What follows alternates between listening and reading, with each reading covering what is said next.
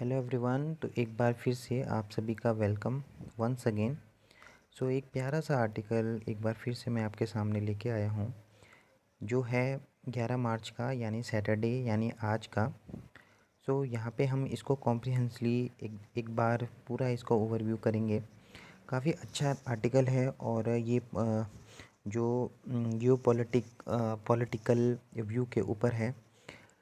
Widening rift, जैसे कि widening मतलब होता है चौड़ा होना, रिफ्ट मतलब होता है बीच में जो खाई होती है। तो जो रिलेशन है किसी दो कंट्री के बीच में या दो पर्सन के बीच में, जो रिलेशन है वो वाइडनिंग हो रहे हैं, बढ़ रहे हैं, और उनके बीच में रिफ्ट आ रही है, यानी कि उनके बीच में हार्मनी नहीं है।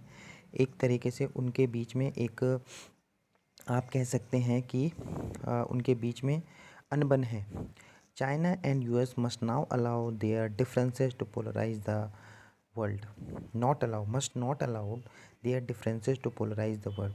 चाइना और यूएस को क्या क्या नहीं करना चाहिए, उनके बीच के जो डिफरेंस है उनकी वजह से वर्ल्ड का पोलराइजेशन हो रहा है, उसको नहीं करना चाहिए। तो आर्टिकल कहता है the downward slide in relationship between the world two biggest power fast appears to be reaching a point of no return. जो डाउनवर्ड साइड है रिलेशनशिप की, दो वर्ल्ड के बिगेस्ट पावर्स हैं, राइट, यूएस और चाइना। फास्ट अपीयर, काफ़ी मतलब जल्दी से ऐसा दिख रहा है कि ये अपने एक ऐसे ऐसे पॉइंट की तरफ जा रहे हैं जो दोबारा वापस आना मुश्किल है। ठीक है, that was certainly the message from Beijing. Beijing के तरफ से एक मैसेज आया, we are during the ongoing annual session of the National People's Congress और पार्लियामेंट।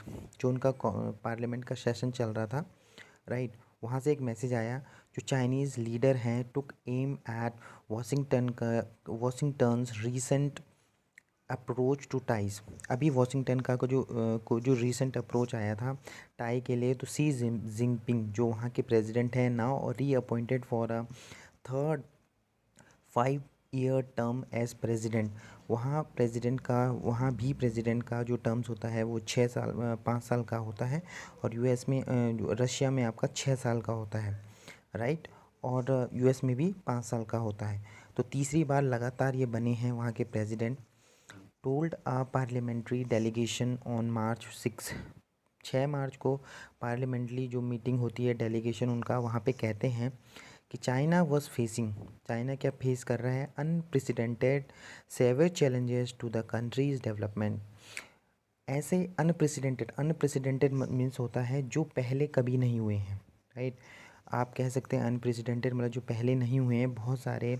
सेवियर मतलब होता है बहुत सारे, ठीक है, बड़े बड़े चैलेंजेस, ठीक है। एंड कंट्री के डेवलपमेंट के लिए, बिकॉज क्योंकि जो वेस्टर्न कंट्रीज़ हैं, वेस्टर्न कंट्रीज़ कौन कौन हैं, वेस्टर्न कंट्रीज़ आपकी आती हैं जैसे यूएस, जिसको लीड करता है, ठीक है, वेस्टर्न कंट्री में यूएस लेड है।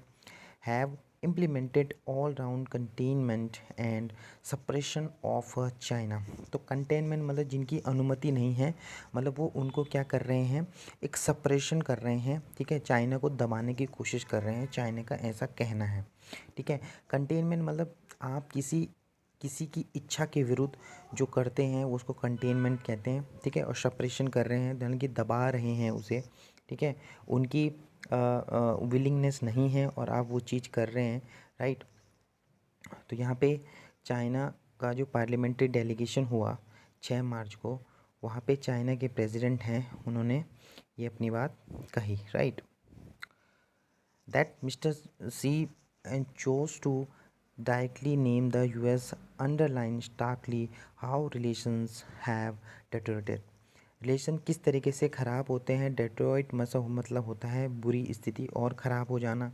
चाइना के जो नए फॉरेन मिनिस्टर हैं क्विन गैंग, उन्होंने कहा कि यूएस वॉज सीकिंग, क्या चाह रहा था, टू इन सर्कल चाइना को इन सर्कल करना चाह रहा था, राइट। मतलब इन सर्कल मतलब हो गया कि एक लिमिटेड आप उस पर रखना चाह रहे थे चाइना को, ठीक है, ओके, चाइना को इन सर्कल करना चाह रहा था, है ना। तो उनका ये कहना था। He also rejected the Biden administration claim, और उन्होंने बाइडन ने क्या क्लेम किया था, क्या कहा था, उसको भी रिजेक्ट कहा। अब बाइडन ने क्या कहे थे, जो बाइडन ने, जो यूएस के प्रेसिडेंट हैं, उन्होंने कहा कि इट सीक्स टू, वो क्या क्या कोशिश कर रहे हैं कि to outcompete China but does not seek conflict. Outcompete कर रहे हैं लेकिन चाइना को क्या कर रहे हैं, कन्फ्लिक्ट नहीं करना चाह रहे हैं। पर वो जो चाइना के जो फॉरेन मिनिस्टर हैं, उन्होंने कहा कि ये बात झूठी है। उन्होंने ऐसा नहीं, मतलब इस तरीके से उन्होंने नहीं कहा। It means that means to contain and suppress China in all respect. इसका तो यही मतलब हुआ, वो कह रहे हैं कि भाई इसका तो यही मतलब हुआ कि पूरी तरीके से चाइना को सप्रेस करना चाह रहे हैं, दबाना चाह रहे हैं। ही एडेड दैट, उन्होंने साथ में ये भी कहा, if the US does not hit the brake, अगर यूएस इस चीज़ पे ब्रेक नहीं लगाता है, रोक नहीं लगाते हैं, there will be surely be confrontation. Confrontation means होता है आमना सामना, मतलब आप किसी से लड़ते झगड़ते हो आपस में, आप आमने सामने, तो उसको बोलते हैं confrontation, right. If if hope was to responsibly manage, अगर यहाँ पे अभी एक ऐसी आशा थी कि क्या पता रेस्पॉन्सिबली मैनेज हो जाए चीज़ें, competition as two leaders put it at their G20 Indonesia meet in November 2022। कहा गया कि क्या उनको ऐसा होप था कि रिस्पॉन्सिबली, क्या पता दोनों इतने बड़े लीडर हैं और वो अपनी रिस्पॉन्सिबिलिटी को समझे, और G20 की मीटिंग जो इंडोनेशिया में हुई थी 2022 में नवंबर में, तो वहाँ पे दोनों के दोनों कंट्री वहाँ पे मिले, और शायद था कि वहाँ पे चीज़ें सुलझेंगी। और आपको पता ही होगा G20 का इस बार जो होस्ट कंट्री है वो अपना भारत है, अपना इंडिया है 2023 के लिए, और G20 इस बार इंडिया में हो रहा है, ठीक है। Recent event do not inspire confidence, लेकिन जो अभी हाल ही में रिसेंट इवेंट हुए हैं, जैसे कि G20 की बात कर रहे हैं, वो उन्होंने कुछ खास इंस्पायर नहीं किया है, कॉन्फिडेंस नहीं आया है कि ठीक हुई हैं चीज़ें और बुरी हो रही हैं। शेड्यूल विजिट अर्ली, एक शेड्यूल विजिट था पहले कि last month by the US की secretary of state Antony Blinken was cancelled after the sighting of a Chinese balloon over the US. Washington saw the spy balloon as a grave provocation on the eve of a visit aimed to restart engagement. तो वहाँ पे क्या था, US के जो secretariat हैं, वो भी वहाँ पे एंटोनी ब्लिंकन की उनकी एक विज़िट थी, ठीक है, चाइना में। बोले उन्होंने बाद में ये चीज़ कैंसिल कर दी क्योंकि वहाँ पे कुछ जासूस जो स्पाई बैलून है, वहाँ पे उस चीज़ का ख़तरा उनको लगा, और उन्होंने फिर से इसको रीस्टार्ट किया। Beijing slam the US decision, Beijing ने क्या किया, यूएस के डिसीजन को स्लैम कर दिया, मतलब नकार दिया, ठीक है। टू शूट डाउन, और शूट डाउन कर दिया इसको, ठीक है। Civilian meteorological airship as reflecting sense of hysteria in Washington when it comes to China. For the rest of the world, recent events suggest the rift is here to stay. अभी भी जो दिक्कतें हैं वो अभी भी लगातार बनी हुई हैं, ठीक है। Beijing which is increasing looking at the rest of the world, और जो बचा हुआ जो वर्ल्ड है उस पर अपनी निगाहें रखे हुए हैं, through the prism of its all encompassing US rivalry. US की जो राइवलरी है, दुश्मनी है, उसके तहत वो यूएस की, मतलब वर्ल्ड की मतलब और कंट्री है उन पे नज़र बनाए हुए हैं। Appears to be the mending fences with Europe, while courting its neighbours, neighbour को भी कोट किया है उन्होंने, जो उसके नेबर्स हैं उनको भी ध्यान में लाए हैं। Beijing is planning a major Central Asia summit this year, और बीजिंग प्लानिंग कर रहा है कि सेंट्रल एशिया का समिट इस साल करने वाला है, right. While it's strain relation, जो उसके रिलेशन हैं, ठीक है, जापान के साथ, जो स्ट्रेन मतलब होते हैं जो ख़राब रिलेशन है, वो भी क्या कर रहे हैं, वो भी और बढ़ रहे हैं, right. The US mean while is shoring up alliances, वो इस दौरान क्या कर रहा है, बढ़ा रहा है, यानी कि शोर मतलब बढ़ रहा है, अलाइंस बढ़ रहा है और पार्टनरशिप बढ़ रहा है इन द रीजन, इस रीजन में। While the India has so far adeptly manage the fall out from the Ukraine war by adhering to its self interest, जबकि जो इंडिया है सो फार एडेप्टली काफ़ी अच्छे तरीके से मैनेज किया है जो फॉल आउट हुआ था यूक्रेन वॉर में, यूक्रेन का जब वॉर हुआ है, और बाय अधेयरिंग टू उन्होंने क्या मेंटेन करके रखा है, अधेयरिंग टू होता है मतलब किसी चीज़ को पालन करना, मेंटेन करके रखना, है ना, टू इट्स सेल्फ इंटरेस्ट, जो इसका खुद का इंटरेस्ट है वो बनाए रखा है, उसका पूरी अच्छे तरीके से पालन किया है। China possess a unique challenge given the line of actual control crisis, और जो चाइना ने क्या पोजिंग मतलब बनाए हुए है एक अलग सा यूनिक, बिल्कुल अलग सा चैलेंज चैलेंज जो line of actual control crisis जो हैं वो भी लगातार इन चाइना ने बनाए हुए हैं। इंडिया और चाइना का लाइन ऑफ कंट्रोल जो एक्चुअल लाइन ऑफ कंट्रोल जो डिस्प्यूट बना हुआ है, मतलब वो कुछ समय पहले भी आपने न्यूज़ में देखा होगा, वो बना ही हुआ था, ठीक है।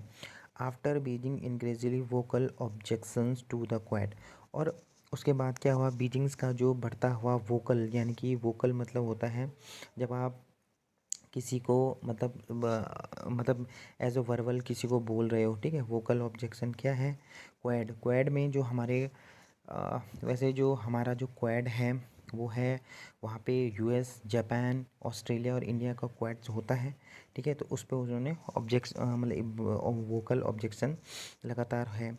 India will have to remain prepare for, India को रहना पड़ेगा रिमेन, ठीक है, प्रिपेयर रहना पड़ेगा for continue pressure along the land border में आपने देखा होगा कंटिन्यू प्रेशर रहता है, तो उसके लिए इंडिया को प्रिपेयर रहना ही है कंटिन्यूसली।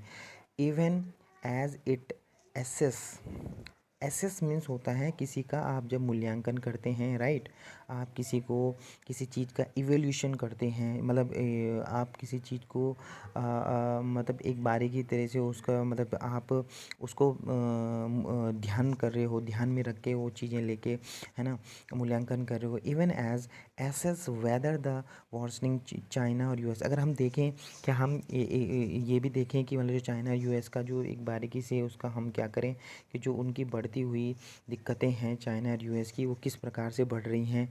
रिफ्ट में alter Beijing's calculus as it grapples means होता है मतलब आप जब बीच में क्या करते हैं, ग्रैपल्स मतलब आप बीच में मतलब लड़ाई, एक टाइप की झगड़ा, उसको ग्रैपल्स बोलते हैं। विद टू फ्रंट, दोनों के बीच में क्या होते हैं, हो रहे हैं कुछ दिक्कतें आ रही हैं, ठीक है।